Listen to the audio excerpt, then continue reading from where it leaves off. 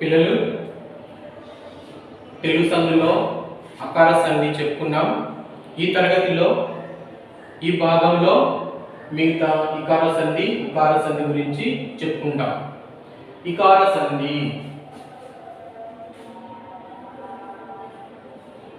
ఇకార అంటే ఇత్వ సంధి.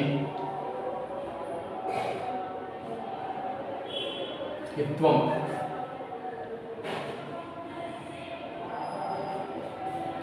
ఇకార సంధి. ఈ భాగంలో మనము ఇకార సంధి గురించి చెప్పుకుంటాం. ఈ క్లాసులో ఇకార సంధి సూత్రం ఏమైనా చెప్తారా? ఇత్తునకు అచ్చు పరమైనచో సంధి వికల్పము. సూత్రం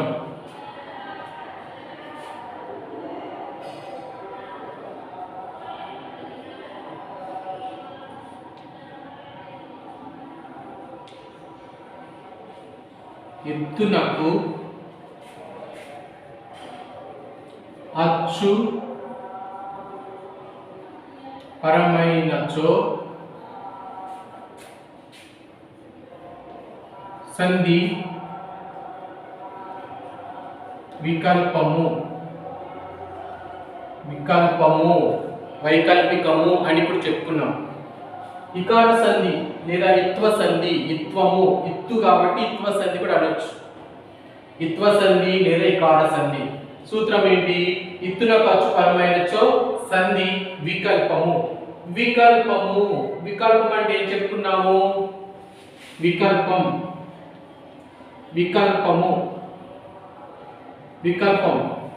అంటే నిత్యం ప్లస్ నిషేధం. ఇవి బాగా గుర్తు పెట్టుకోవాలి. వికల్పము ఒక సంధి సూత్రం ఇంకో సంధి రాయడం కుదరదు. అకార సంధిలో సంధి బహుళము అని వస్తుంది. ఇకార సంధిలో సంధి వికల్పము అని వస్తుంది. వికల్పము అంటే సంధి నిత్యం జరుగుతుంది, సంధి నిషేధముగా జరుగుతుంది. జాగ్రత్త వినాలి. నిత్యము నిషేధం రెండు విధాలుగా జరుగుతుంది. ఎలా జరుగుతుంది చూద్దాం.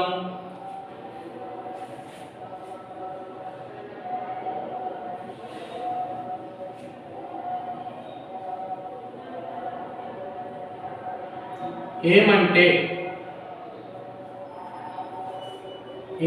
అనే పదం ఉంది. ఏమంటే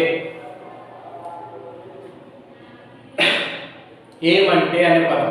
ఈ ఏమంటే అనే పదాన్ని విడదీయండి. ఏమి ప్లస్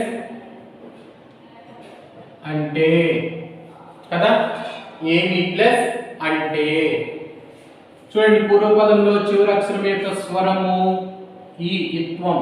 ఇత్తునకు పరపదంలో మొదటి అక్షరం ఏంటి? అచ్చు. పూర్వపదంలో చివరి అక్షరం యొక్క స్వరము ఈ ఇత్వం. అలానే పరపదంలో మొదటి అక్షరము అచ్చు. ఇత్తునకు అచ్చు పరమైనచో సంధి వికల్పము కదా. ఇక్కడ ఇత్తునకు అచ్చు పరమైంది కాబట్టి ఇకార సంధి లేదా ఇత్వ సంధి అని చెప్తాం. మరి ఇక్కడ ఈ పదానికి సంధి అనేది నిత్యం. సంధి నిత్యం జరిగింది. ఈ పదానికి సంధి అక్కడ జరిగింది. ఇంకో పదం ఉంటే రాద్దాం. ఏమంటే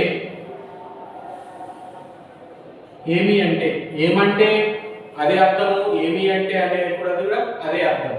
ఏమి అంటే అనే పదాన్ని ఎలా విడదీస్తాము?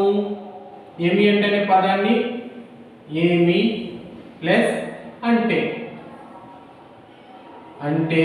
ఏమి ప్లస్ అంటే పూర్వపదంలో చివరి అక్షరం యొక్క స్వరము ఈ ఇత్వము, పరపదంలో మొదటి అక్షరము ఆ అచ్చు. ఇత్తునకు అచ్చు పరమైంది సంధి వికల్పము. మరి ఇక్కడ చూడండి. ఏమంటే ఏమి ప్లస్ అంటే ఏమి ప్లస్ అంటే ఇక్కడ విడదీసి రాయడంలో ఒకటే విధంగా ఉంది. ఈ పదానికి కూడా ఒకే విధంగా రాసి ఈ ఏమి ప్లస్ అంటే అని రాశాము. ఈ పదానికి కూడా ఏమి ప్లస్ అంటే అనే రాశాం. ఇక్కడేమో ఈ పదానికి సంధి జరిగింది, ఈ పదానికి సంధి జరగలేదు కాబట్టి దాన్ని నిషేధం. సంధి నిషేధం. సంధి జరగనటువంటి దాన్ని నిషేధం అంటారు. సంధి జరిగిన దాన్ని నిత్యం అంటారు. నిన్న ఇదివరకు క్లాస్లో చెప్పుకున్నాం నిత్యము నిషేధం అని కూడా. కాబట్టి రెండు జరిగినాయి కాబట్టి రెండు కలిపితే ఏమంటాము? వికల్పము. వికల్పము. ఇప్పుడు చెప్పండి, ఇత్తునకు అచ్చుపరమైనచో సంధి వికల్పము. జరిగిందా లేదా? సంధి వికల్పము. వెరీ గుడ్, బాగా చెప్పారు. సంధి వికల్పము. తర్వాత నేను ఉదాహరణ చెప్తారా? మీకు వచ్చింది ఏదని చెప్పండి. వచ్చి ఇప్పుడు ఇంకోటి రాద్దాం. వచ్చి ఇప్పుడు దీని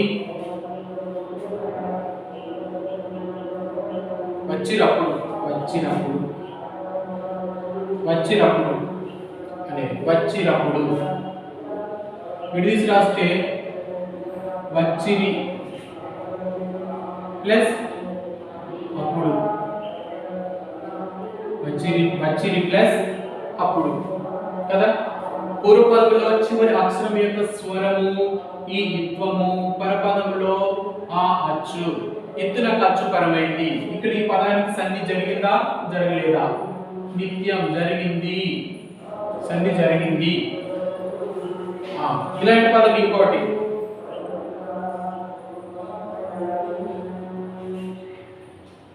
వచ్చిరయప్పుడు.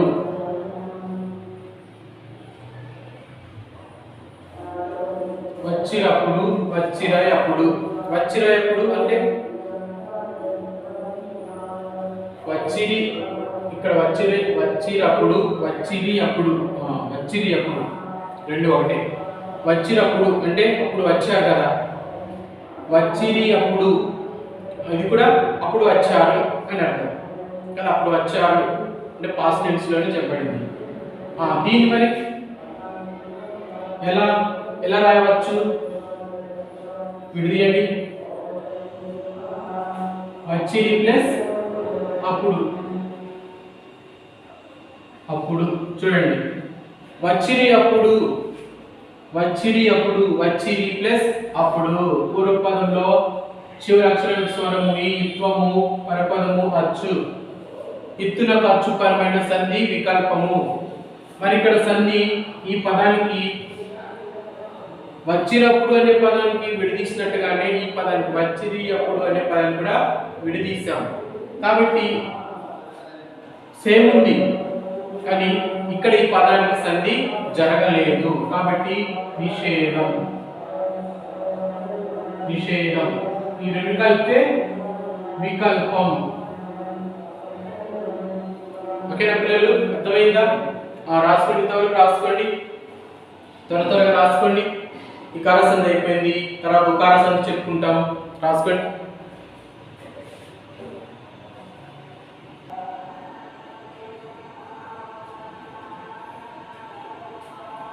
నెక్స్ట్ చూడండి, రాస్తున్నారు కాదు. నెక్స్ట్ చూడండి, ఉకార సంధి. ఉకార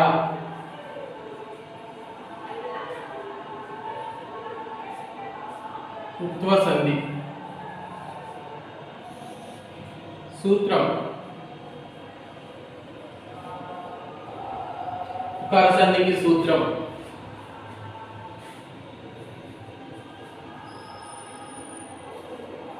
ఉత్తునకు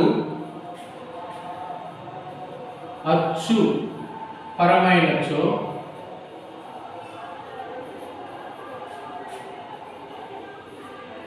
సంధి నిత్యం. ఉకార సంధి సూత్రం ఉత్తునకు అచ్చు పరమైనచో సంధి నిత్యం. ఉత్తు అంటే ఉకారము, ఉకారం అంటే ఉత్తు. ఉత్తునకు అచ్చు పరమైనచో సంధి నిత్యం. దీనికి ఉదాహరణకు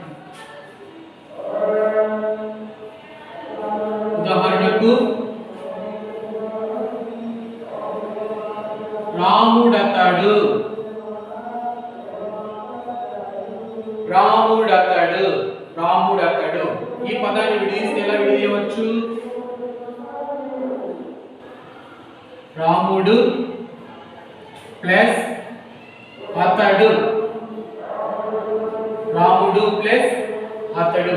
పూర్వపదంలో చివరి అక్షరం యొక్క స్వరము ఏమిటి? గు. పరపదంలో మొదటి అక్షరము అచ్చు. ఉత్తునకు అచ్చుపరమైనచో, ఉత్తునకు అచ్చుపరమైనచో సంధి నిత్యం. ఈ ఉకార సంధికి వచ్చేటటువంటి పదాలు కూడా సంధి పదాలు కరెక్ట్గా జరుగుతాయి. ఉకార సంధికి వచ్చే పదాలన్నీ కూడా. ఇందాక మనము ఈ కార సంధిలో రాముడు అతడు అని చెప్పలేము, రాముడు అతడు వచ్చింది అప్పుడు ఎప్పుడు అని చెప్పలేము. కానీ ఇక్కడ ఉకార సంధిలో మాత్రము సంధి అనేది జరుగుతుంది, నిత్యం. ఇక్కడ సంధి నిత్యం. ఉకార సంధి పదాలన్నీ కూడా అన్ని విధంగా ఉండవు, వికల్పంగా ఉండవు. కాబట్టి సంధి అనేది కంపల్సరీ ఇక్కడ జరుగుతుంది. ఇంకో పదం ఉదాహరణకు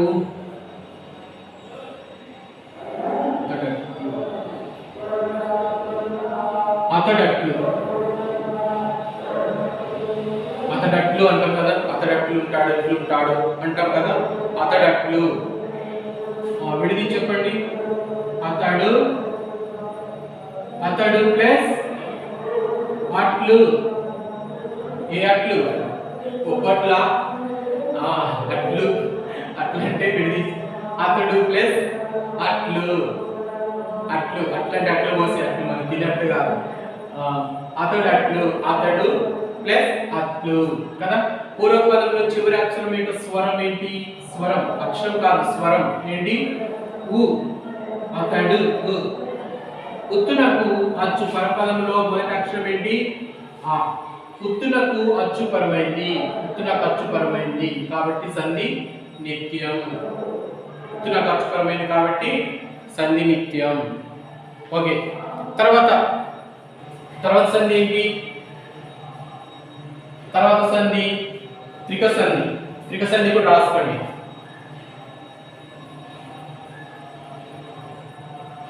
త్రిక సంధి, త్రిక సంధి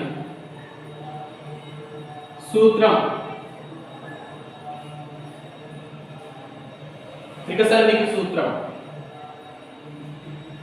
త్రిక సంధికి సూత్రం. త్రికము మీది అసంయుక్త హల్లునకు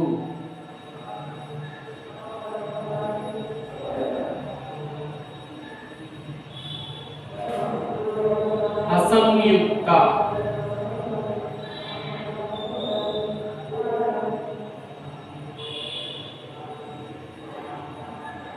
హల్లునకు ద్విత్వం బహుళముగా నగు. అసంయుక్త హల్లునకు ద్విత్వం, ద్విత్వం.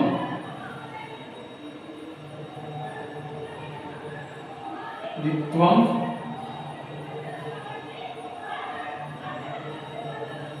బహుళముగా నగు. చూడండి, త్రిక సంధి మనము అన్ని తెలుగు సంధులే చెప్పుకుంటున్నాం. తెలుగు సంధులలో అకార, ఇకార, ఉకార అయిపోయింది. ఇప్పుడు త్రిక సంధి. త్రిక సంధి సూత్రం ఏంటి? త్రికము మీది అసంయుక్త హల్లునకు ద్విత్వం బహుళముగా నగు. త్రికము మీది. త్రికం ఏంటి తెలుసా మీకు? త్రికము, త్రికం అంటే తెలుసా? త్రికము మీది అసంయుక్త హల్లుకు ద్విత్వం వస్తుందంట. త్రికం మీది అసంయుక్త హల్లు ద్విత్వంగా వస్తుందంట. ఎలా వస్తుంది చూద్దాము. ఒక ఎగ్జాంపుల్.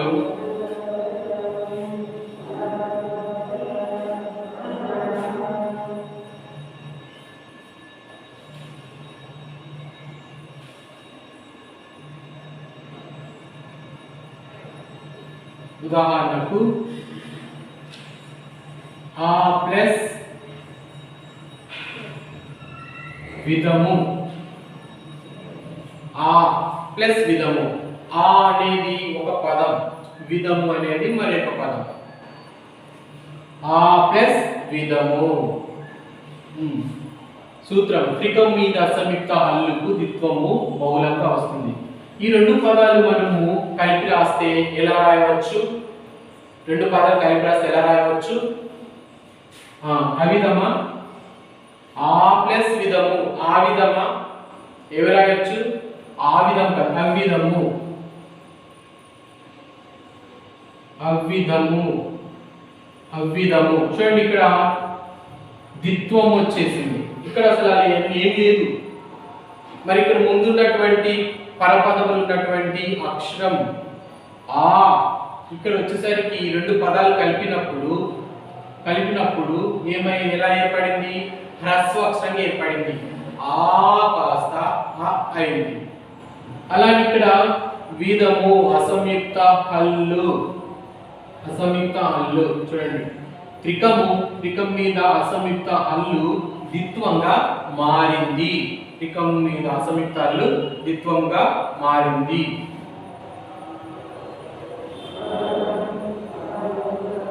ఈ ప్లస్ విధము, ఈ ప్లస్ విధము. దీన్ని కలిపండి. ఈ విధము,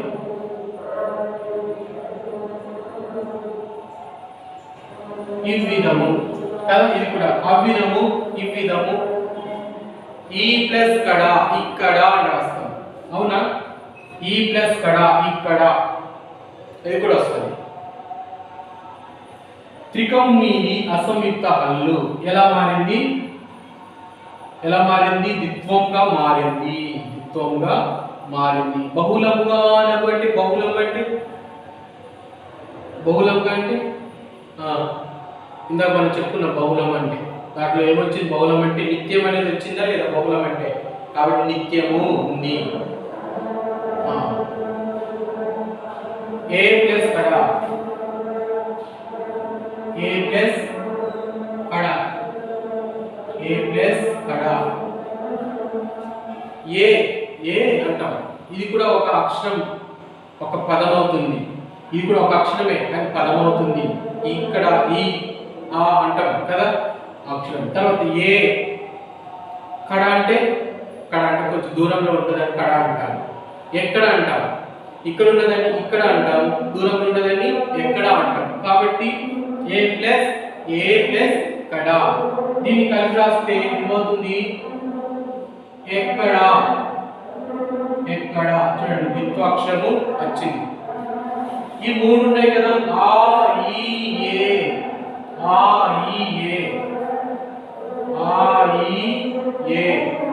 ఆ ఈ ఏలు త్రికాలు, అందుకని త్రిక సంధి అన్నాం. ఆ ఈ ఏలు త్రికాలు. ఆ